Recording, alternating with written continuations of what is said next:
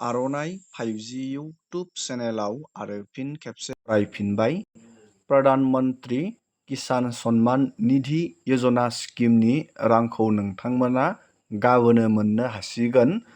नोंथांमोनाथ' बयबो मिथिखाबाय, नाथाय बेसेबां टाइमाव नोंथांमोना बे प्रधान मन्त्रि किसान सन्मान निधि यजना स्किमनि रांखौ नोंथाङा मोननो हागोन, दिनैनि नैबे भिडिअनि जोहै नोंथांमोननो खोथाहरगोन। आरो गोबां मानसिफोरा कनफिउज जादों।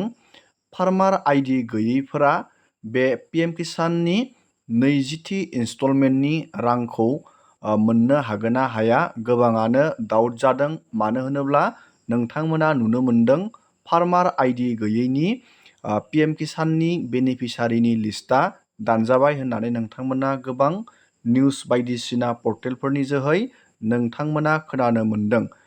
नोंथांनो एबारनि नैबे PM किसाननि 20थि नं इनस्टलमेन्टनि रांखौ मोननो फार्मार आइडिनि गोनांथि जागोन नामा?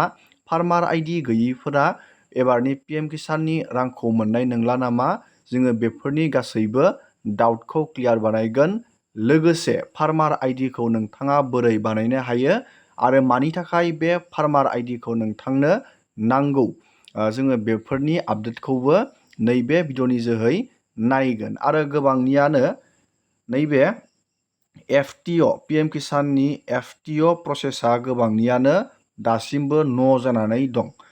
नोंथांनि नैबे PM किसाननि बे बेनिफिसारिनि नोंथांनि बे पेमेन्ट नैबे फान्ड ट्रेन्सफार अर्डारा जुदि न' जानानै दङब्ला नोंथाङा रांखौ मोननो हागोन ना हाया, जोङो बे आपडेटखौबो नायगोन। मानो होनोब्ला गोबां दासिमबो PM किसाननि बेनिफिसारि जाय PM किसाननिफ्राय रां मोनो बिथांमोननि फान्ड ट्रेन्सफार अर्डारा दासिमबो न' खोथैदों।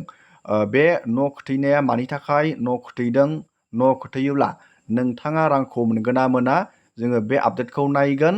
आरो जाय बिथांमोना PM किसानाव गोदान एप्लाइ खालामनानै नोंथांमोना एबार फार्स्ट PM किसाननि रां मोनगोन, बा मानिबा जाहोनाव जुदि नोंथाङा PM किसानाव रां मोनबाय थायोमोन नाथाय स्टप जानानै दं नोंथांनि राङा, नोंथांनि PM किसाननि इलिजिबिलिटि क्राइटेरिया माबायदि देखायोब्ला नोंथांमोना रांखौ मोनगोन, जोङो बेनि गासैबो आपडेटखौ नायगोन। नोंथाङा इन्टारेस्टेडबा भिडिअखौ जोबजासे नायलांबाय थाबानो जाबाय।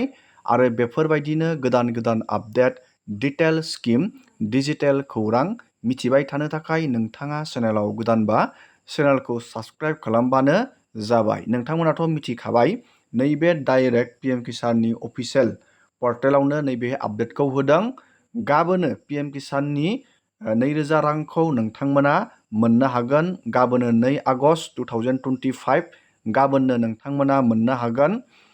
टटेल नैबे नोंथांमोना नुनो मोनदों गोबां बुरजा एमाउन्ट 20,500 करोड़ बेखिनि रांखौ गाबोनो अल इन्डिया मानसिफोरनो नैबे नोंथांमोना नुनो मोनदों 9.70 करोड़ बेनिफिसारि। नैबेयाव नुनो मोनदों नोंथाङा 9.70 करोड़ बेनिफिसारि, PM किसाननि बेनिफिसारि बिथांमोना गाबोनो नैबे PM किसाननि 2000 रांखौ नोंथांमोना डाइरेक्टयै DBT system, direct benefit transfer सिस्टेमनि जोहै नोंथांमोना रांखौ मोननो हागोन। दानिया नोंथाङा बेसेबां टाइमाव गाबोन बे PM किसाननि 2000 रांखौ मोननो हागोन, जोङो बेखौ नायनि। नैबे नोंथाङा पर्टेलाव फैनानै डाइरेक्ट नुनो मोनगोन। नैबे गाहायाव मोनसे आपडेट होनानै दोनदों। गाबोन नोंथांमोना नैबे फुंनि 11 AM आवनो नोंथांमोना PM किसाननि 2000 रांखौ मोननो हागोन। नैबेयाव नोंथांमोना नुनो मोनदों, बेयाव टाइमखौबो होखादों आरो बबेनिफ्राय बे रांखौ रिलिज खालामगोन। नैबे वाराणसि उत्तर प्रदेशनिफ्राय प्राइम मिनिस्टार नरेन्द्र मदिया मोनसे मिटिंनि जोहै बिथाङा 2000 रांखौ खेतियकफोरनो गाबोन बहननानै हरगोन। नोंथांमोना दानिया रोखा जाबाय, गाबोन नोंथांमोना फुंनि 11 बाजियावनो नोंथांमोना बे PM किसाननि रांखौ नोंथांमोना मोननो हागोन। दानिया जोङो नायगोन मस्ट इम्परटेन्ट आपडेट। बे आपडेटआनो जाहैबाय गोबांनियानो PM किसाननि बे इलिजिबिलिटि क्राइटेरियाया गोबांनियानो फान्ड ट्रेन्सफार अर्डारा FTO प्रसिडा गोबांनियानो न' जानानै दं। जुदि नोंथांनिया न' खोथैदों नोंथाङा रांखौ मोनगोन ना मोना जों बेखौ नायगोन। नैबेयाव नोंथाङा फैनांगोन PM-KISAN पर्टेलाव। आङो बिनि लिंकखौ भिडिअनि गाहायाव होखादों। लोगोसे जुदि नोंथाङा PM-KISAनाव गोदान एप्लाइ बानायदों, फार्स्ट नोंथाङा रां मोनगोन बा मानिबा जाहोनाव नोंथांनि रां हाबनाया प्रब्लेम जानानै दं, नोंथांनि बे स्टेटासा माबायदि देखायोब्ला रांखौ मोनगोन नोंथाङा बेयाव नायनानैनो रोखायै बुजिनानै लानो हागोन। आं नोंथांमोननो देखायहरनि। नैबे पर्टेलाव फैनानै नोंथाङा नैबे नाउ इउआर स्टेटासाव नोंथाङा क्लिक खालामनो नांगोन। बेयाव क्लिक खालामनाय लोगो लोगोनो नैबेयाव नोंथांनि रेजिस्ट्रेसन नाम्बार आरो नैबे केपसाखौ नोंथाङा होनानै नैबे केपसाखौ नोंथाङा नैबेयाव बहायनानै नैबे गेट अटिपिआव क्लिक खालामनांगोन। नोंथांनि मबाइलाव मोनसे अटिपि फैगोन। अटिपिखौ बहायनानै नोंथाङा डाइरेक्टयै नोंथाङा पेजआव हाबनानै चेक खालामनो हागोन। नोंथांनि इलिजिबिलिटि क्राइटेरियानि नोंथाङा स्टेटासखौ चेक खालामनानै नायनो हागोन। आं दानिया नोंथांमोननो देखायहरनि। दानिया नोंथाङा अटिपिखौ बहायनानै नोंथाङा गेट डाटायाव थुनाय लोगो लोगोनो बेबायदि मोनसे पेजआव नोंथाङा फैगोन आरो नैबेयाव नोंथांमोना नुनो मोनदों FTO प्रसिड। बे जाहैबाय फान्ड ट्रेन्सफार अर्डार। नैबेयाव पेमेन्टआ प्रसिड जानानै दं। गोबांनियानो नैबेयो न' जानानै दं। जुदि नोंथांनिया नैबे FTO प्रसिडा दासिमबो न' जानानै दं, अब्ला नोंथाङा नैबेयाव चेक खालामनांगोन नोंथांनि इलिजिबिलिटि स्टेटास। नोंथाङा नैबेयाव नुनो मोनदों। नैबे इलिजिबिलिटि स्टेटासाव नोंथाङा क्लिक खालामनो नांगोन जुदि नैबे FTO प्रसिडा जुदि न' जानानै दङब्ला। दानिया आं बेयाव थुनानै नोंथांमोननो देखायहरनि। नैबेयाव नोंथांमोना नुनो मोनदों लेन्ड सेडिं, बेयाव राइट सिन खोथैदों आरो EKYC आबो बेबायदि राइट सिन खोथैदों आरो नैबे आदार बेंक एकाउन्ट सिडिं बेबो येस खोथैदों।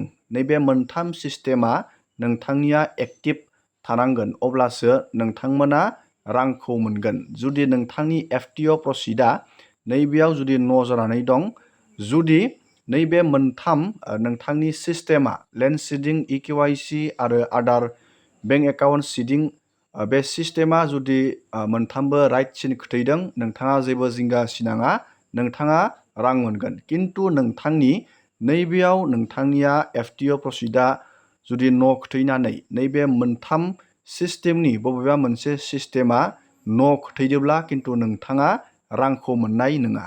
जाय बिथांमोना मानिबा जाहोनाव नोंथाङा जुदि रांखौ मोनाखै प्रब्लेम जानानै, बा जाय बिथांमोना गोदान एप्लाइ खालामदों नोंथांमोनाबो रांखौ मोनगोन ना मोना चेक खालामबानो जाबाय। नैबे नोंथांनि मोनथाम सिस्टेम PM-KISAनाव रां मोननो थाखाय मोनथाम सिस्टेम थायो, लेन्ड सिडिं आरो EKYC आरो आदार बेंक एकाउन्ट सिडिं। बे मोनथाम सिस्टेमखौ चेक खालामबानो जाबाय। बे मोनथाम सिस्टेमा जुदि नोंथांनिया राइट सिन खोथैदो, अब्ला नोंथाङा जेबो जिंगा सिनांगौ गैला, नोंथाङा रांखौ मोनगोन 100%। जुदि नैबे मोनथामनि बबेबा मोनसेया जुदि न' खोथैदों, अब्ला नोंथाङा खामानि मावनांगोन। नैबे लेन्ड सिडिंआ जुदि न' खोथैदोंब्लाथाय नोंथाङा नोंथांनि हानि डकुमेन्टखौ एग्रिकालसाराव जमा हैनांगोन, नोंथांनि लेन्ड हल्डिंखौ। आरो नैबेयो EKYC आ जुदि नोंथांनिया बियो न' खोथैदोंब्ला नोंथाङा CSC सेन्टाराव थांनानै आखाइनि फिंगारप्रिन्ट होनांगोन। आरो नैबे आदार बेंक एकाउन्ट सिडिंआ जुदि न' खोथैदोंब्ला नोंथाङा आदारजों बेंकजों लिंक खालामनो नांगोन। दानिया नोंथाङा रोखा जाबाय।